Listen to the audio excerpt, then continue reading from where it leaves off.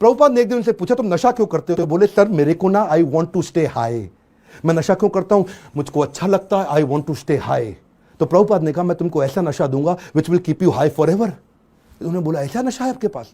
बोले वो कौन सा नशा है? बोले हरिनाम का नशा है, मैं तुमको हरि नाम लेना सिखाऊंगा, मैं तुम्हें भगवत गीता पढ़ना सिखाऊंगा। अगर तुम कृष्ण के आदेशों को समझ गए तो वो सबसे ऊंचा नशा है। जिसको वो नशा लग गया आध्यात्मिक जीवन का, तो भौतिक जीवन के नशे उसके सामने बहुत छोटे पड़ जाएंगे। धीरे धीरे लोगों ने उनकी बात सुननी शुरू करी। ये लोग अपना घर बार पहले ही छोड़ चुके थे। प्रभुपाद को समझ में आ गया ऐसी मैन पावर जिसका कहीं दुनिया में अटैचमेंट नहीं, उनको कल्टीवेट कर गया तो ये मेरे मूवमेंट को पूरी दुनिया में फैला सकेंगे। ये अंग्रेज है और अंग्रेजों की बात पूरी दुनिया जानती है, इसीलिए हंट द राइनोसरस। अगर शिकार करना है तो गेंडे का शिकार करो।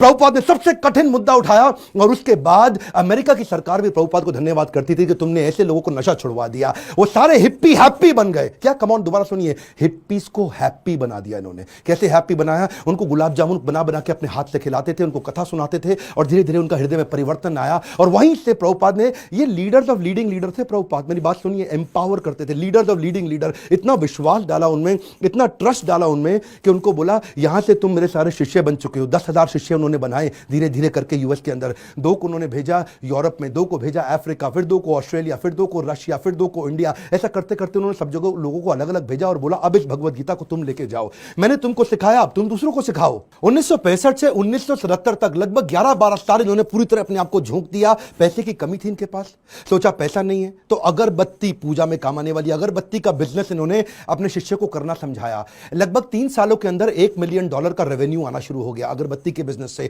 किताबें इन्होंने तेजी से लिखनी शुरू कर दी। 5.5 करोड़ किताबें इन्होंने इस दौरान पूरी दुनिया के अंदर बांटी। किताबें बेच करके कुछ फंड रेज किया जिससे इन्होंने मंदिर बनाने का प्रयास किया। अपने शिष्यों को समझाया, उनको सिखाया। वो किताबों को 25 भाषाओं में पूरी दुनिया के अंदर ट्रांसलेट किया। उन दिनों क्या हुआ, सब लोग, अंग्रेज लोग पूरी दुनिया में इनको देख रहे थे। ये कौन इंडियन सन्यासी आया है जिसने भगवत गीता, कृष्ण अर्जुन, जिसकी कोई जानकारी नहीं किसी को, लेकिन गोरे काले हर धर्म के लोग सीखने लग गए। ये रिलीजन से आगे लेकर के चले गए। इन्होंने कहा रिलीजन नहीं, मैं स्पिरिचुअलिटी की बात कर रहा हूं। उसी दौरान एक रिपोर्टर इनके पास आया, बोला Swami ji, India has a factory of producing God. Every weekend a God comes from India and says that I will make you God, start funding me, come on. तो स्वामी जी हैरान हो गए।